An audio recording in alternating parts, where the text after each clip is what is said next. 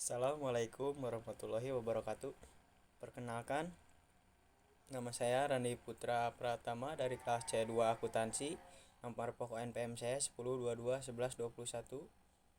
Di sini saya akan memaparkan tugas evaluasi akhir semester mata kuliah metodologi penelitian.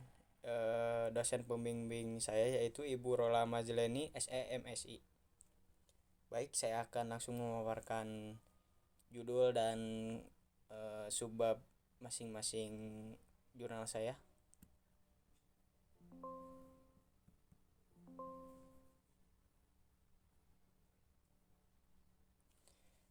Di sini saya akan memperkenalkan judul saya, yaitu pengaruh audit operasional dan pengendalian internal terhadap kualitas kinerja keuangan. Yang saya akan bahas dari judul penelitian saya yaitu secara singkat ya. Dari bab 1 ada latar belakang, rumusan masalah. Yang bab 2 itu ada kajian pustaka variabel, independen dan dependen dan kerangka pemikiran. Dan bab 3 metode penelitian dan populasi sampel. Langsung aja ke bab latar belakang.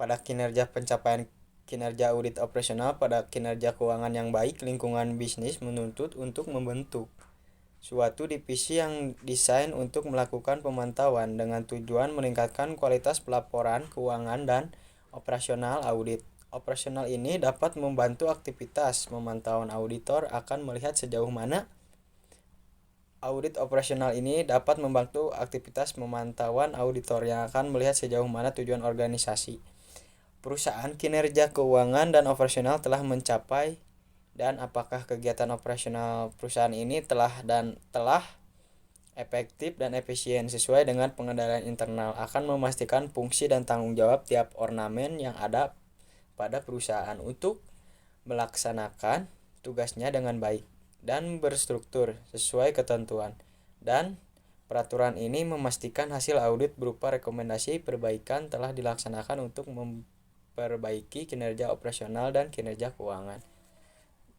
Itu latar belakangnya. Ada lagi di sini ada rumusan masalah yang ke-1. Rumusan masalah yang ke-1 adalah bagaimana audit operasional mengevaluasi kinerja organisasi secara efisien dan efektif. Yang kedua, apa saja yang menentukan kinerja audit operasional terhadap pencapaian suatu lingkungan bisnis yang baik. Yang ketiga, apa tujuan umum audit operasional dalam menjalankan efisien dan efektivitas. Bagaimana audit yang keempat, bagaimana audit operasional mengevaluasikan organisasi yang ada di perusahaan untuk memecahkan berbagai masalah. Yang kelima, kebijakan apa yang dikeluarkan oleh audit internal dalam menentukan efisien dan melaksanakan tindakan. Nah, di sini ada tujuan penelitiannya, yaitu tujuan dari penelitian yang saya tulis lakukan berikut ini ada 3.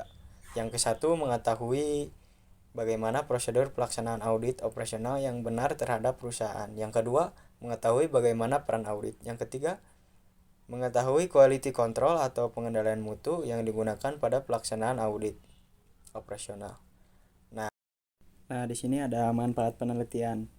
Penelitian ini diharapkan dapat memberikan manfaat teoritis. Penelitian ini diharapkan dapat dipergunakan sebagai bahan penelitian berikutnya.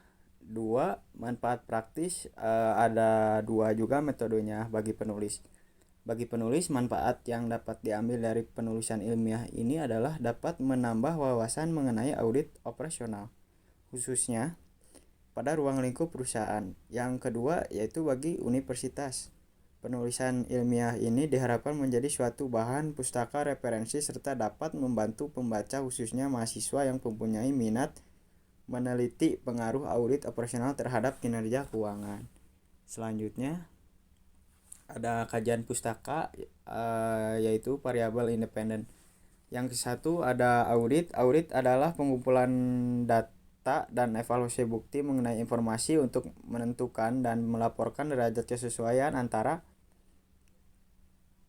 antara informasi tersebut dengan kriteria yang telah ditetapkan. Audit harus dilakukan oleh orang-orang kompeten dan independen menentukan menetapkan dan membuat laporan tingkat kesesuaian antara informasi dan kriteria yang ditetapkan. Laporan yang baik dan bagus adalah laporan yang telah diaudit. Audit dilakukan secara standar audit. Menurut Halim 2003 lembar ke-1, untuk mempelajari auditing dan profesi akuntan secara mendalam perlu kiranya diketahui definisi audit. Definisi audit yang sangat terkenal adalah definisi yang berasal dari ASOBATS, yaitu Statement of Basic Accounting Concepts. Audit operasional.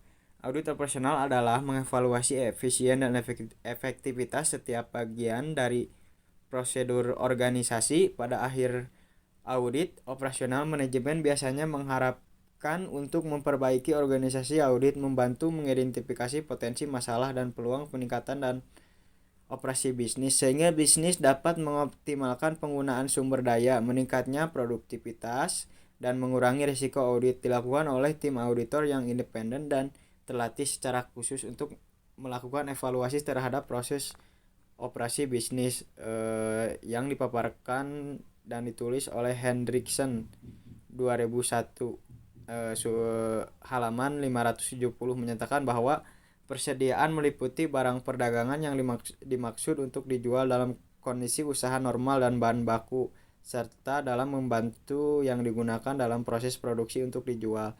Menurut BSAK nomor 14 tahun 2007, persediaan adalah aktiva. Ada 3. Yang ke-1 tersedia untuk dijual dalam kegiatan usaha normal. Yang kedua dalam proses produksi dan atau dalam perjalanan. Yang ketiga dalam bentuk bahan atau perlengkapan supplier untuk digunakan dalam proses produksi atau pemberian. Selanjutnya ada materi variable dependent. Di sini ada kelebihan kekurangan audit operasional terhadap perusahaan dan meningkatkan efektivitas dan efisien bisnis. Di sini ada paparan membantu meningkatkan efektivitas dan efisien bisnis dengan mengidentifikasi masalah dan peluang perbaikan dalam proses dan aktivitas bisnis. Dengan menemukan memperbaiki masalah perusahaan dapat meningkat produksi dan mengurangi biaya operasional. Yang kedua, menjaga kepatuhan terhadap peraturan. Audit juga dapat membantu perusahaan untuk menjaga kepatuhan terhadap peraturan dan aturan yang berlaku. Dalam audit, auditor akan mengevaluasi kepatuhan perusahaan terhadap peraturan dan aturan yang relevan dan memberikan rekomendasi untuk perbaikan jika diperlukan. Yang ketiga, yang terakhir, kelebihan dari audit operasional yaitu meningkatkan pengawasan dan kontrol. Audit dapat meningkatkan pengawasan dan kontrol dalam bisnis. Dengan melakukan audit operasional secara teratur, perusahaan dapat mengetahui jika ada kelemahan dalam sistem pengawasan dan kontrol mereka dengan menemukan informasi yang dibutuhkan untuk pengambilan keputusan audit. Memberikan informasi yang dibutuhkan untuk pengambilan keputusan bisnis yang lebih. Laporan audit memberikan kesimpulan dan rekomendasi yang dapat digunakan oleh manajemen untuk keputusan bisnis yang lebih baik. Selanjutnya, kekurangan audit operasional yaitu 1. Biaya. Melakukan audit bisa memakan biaya yang cukup besar, terutama jika dilakukan oleh tim internal atau menggunakan jasa auditor eksternal. Biaya ini meliputi biaya persiapan, pelaksanaan, dan tindak lanjut. Yang kedua, ada waktu yang dibutuhkan. Audit juga memakan waktu yang cukup lama, terutama jika perusahaan memiliki operasi yang kompleks dan banyak departemen harus diperiksa. Waktu yang diperlukan untuk melakukan audit juga dapat mengganggu operasional bisnis sehari-hari. Yang ketiga, ada potensi konflik.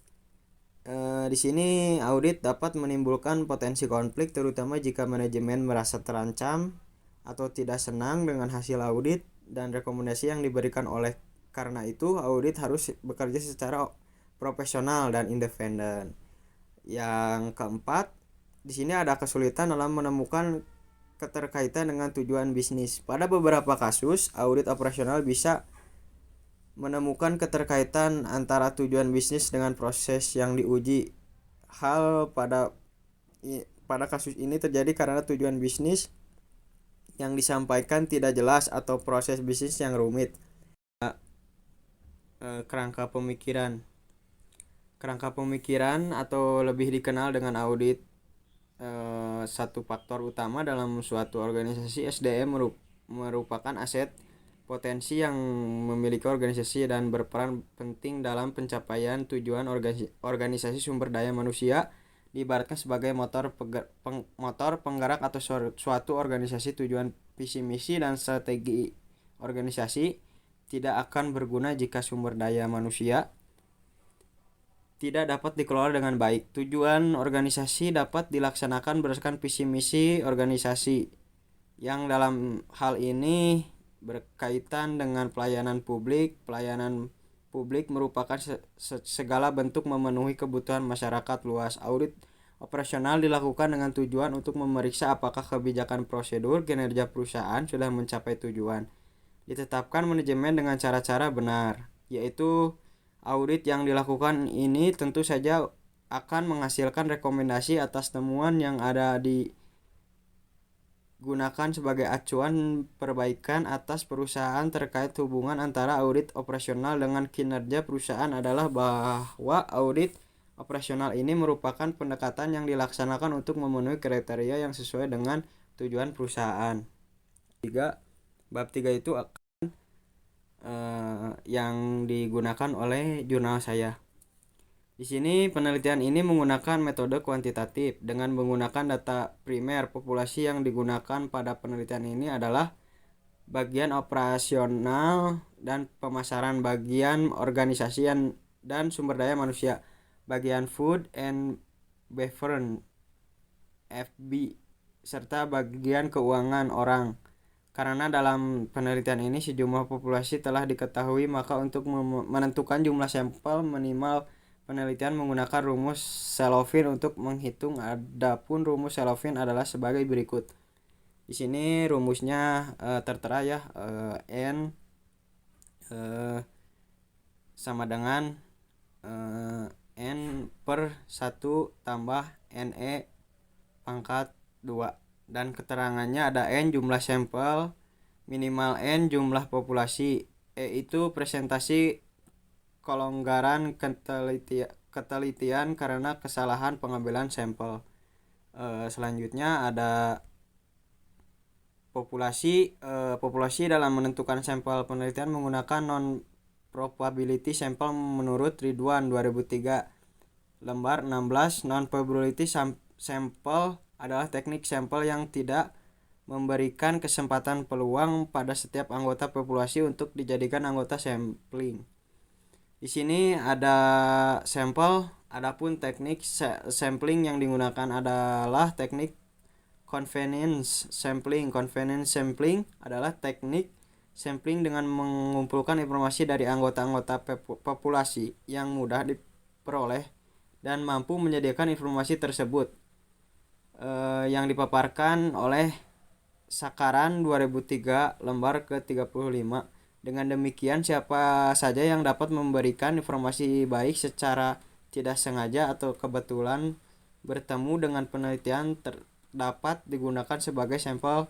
Bila dilihat orang tersebut dapat memberikan informasi yang cocok sebagai sumber data. Metodologi analisis digunakan dalam penelitian ini adalah analisis linear bergandayang. Persamaan dapat dituliskan sebagai berikut. Contoh ini saya paparkan. Contoh sampelnya yaitu ada Y sama dengan A tambah B1 X1 tambah B2 X2 tambah B3 X3 ditambah B4 X4 ditambah E. Dan keterangannya yaitu Y kinerja perusahaan A. Konstanta regenerasi yaitu yang sudah dipaparkan. B1 koefisien regresi audit operasional, yang B2 koefisien regresi pengendalian internal, yang X1 audit operasional, yang X2 pengendalian internal, yang E kesalahan regresi atau regression error.